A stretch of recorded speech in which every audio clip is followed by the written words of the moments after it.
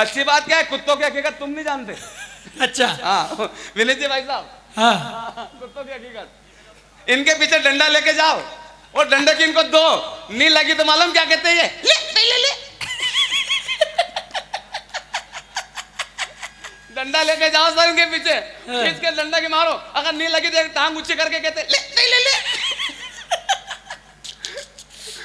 और कहीं कुत्ते को लग जाए तो फिर कहता मालूम क्या कहता कुत्ता, वाह वाह वाह वाह, अच्छी नहीं। मैं तो क्या हारमोनियम लेके भजन गाता हूँ रात को, तो पड़ोसन का कुत्ता भौंकने लगता है, सच्ची घटना है मेरी भाई साहब।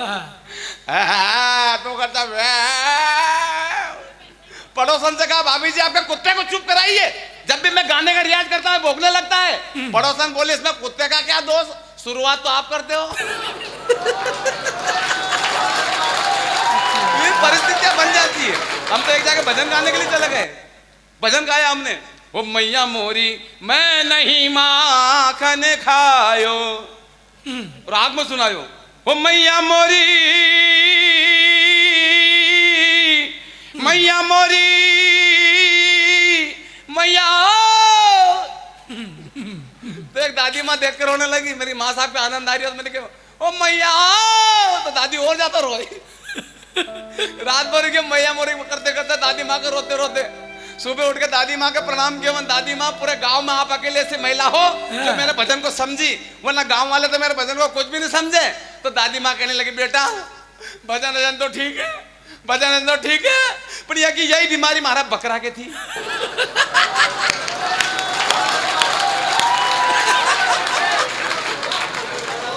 रात भर करिया सुबह मरी गयो।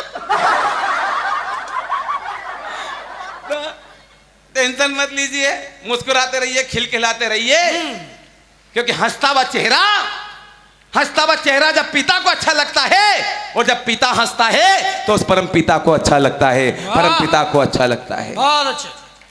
मुस्कुराइए, खिलखिलाइए, हंसने से बढ़िया कोई इलाज नहीं है आज के जमाने में। आज जो डिप्रेशन का दौर है ना सर, इसमें हंसने से बढ़िया कोई इलाज नहीं है। और तो विज्ञान भी मान चुका है कि लाफ्टर इज बेस्ट मेडिसिन। हंसने से बढ़िया कोई इलाज नहीं हो सकता, हंसने से बढ़िया कोई दवाई नहीं हो सकती। और भगवान ने हंसने के लिए आपको कहीं जाने की जरूरत नहीं है, सबको भगवान ने दांत दिए। अगर यहाँ भीड़ में शर्म आ रही है तो कोने में चले जाओ और वहां जाके है हाँ भाई, यहाँ शर्म आ रही तो जब हंसने से बीमारियां दूर हो रही है आपकी है? तो कोने में जाके हंसिए, डॉक्टर से बचिए। आप जितना हंसोगा उतना डॉक्टर से बचोगा। हंसने से सारी बीमारियां दूर होती है। आपको एक उदाहरण देता हूं मैं, उदाहरण। आज तक आपने किसी राक्षस को बीमार होते देखा?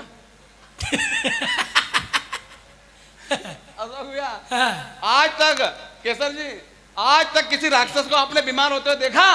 उसका कारण है राक्षस साले दोस्त तो दोस्त, दुश्मन से भी मिलते तो हंस के मिलते। मैं लंकेश, मैंने कहा मैं दिनेश।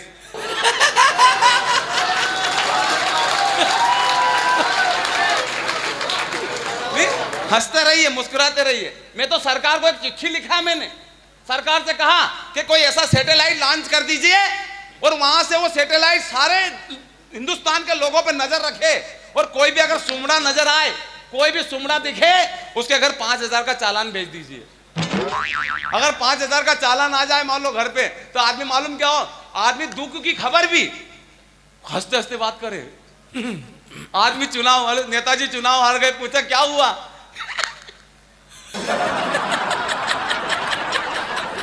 हमको मालूम सैटेलाइट लगा है 51,000 वोट से। ये माता बहने बेटी अब सास आपस में बातें कर रही, अब बुराई करनी बहू की तो मालूम कैसे करती सास आपस में, मेरी बहू बिल्कुल काम नहीं करती, दिन भर पड़ी रहती, चाय भी उसका पति बनाता। अच्छा यही दृश्य विनीत जी भाई साहब त्रेता युग में होता तो कुंभकर्ण को राम जी ने मार दिया, अब कुंभकर्ण को राम जी ने मार दिया तो ये खबर लेकर दूत रावण के पास में गया। हाँ। कुंभकर्ण मारा गया। अब ये खबर देता, अब दूत को टेंशन लेके 5,000 का चालान आ जाएगा। अब वो महाराज से कह रहा कि महाराज की जय हो, महाराज एक दुखद खबर है महाराज, लेकिन मैं आपको हंस के सुनाऊंगा। रावण कहने लगा हंस के सुनाओगे?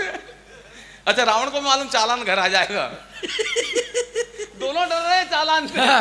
रावण कह रहा अच्छा हंस के सुनाओगे, चलो सुनाओ।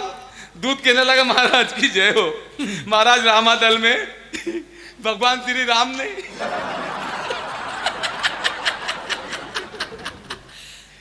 बाण पे बाण छोड़े। कुंभकर्ण भी आप पहले तो बाणों को करके फेंकते गए, लेकिन एक बाण उनके भैया के हाथ पे लगा। कुंभकर्ण भैया के तो एक हाथ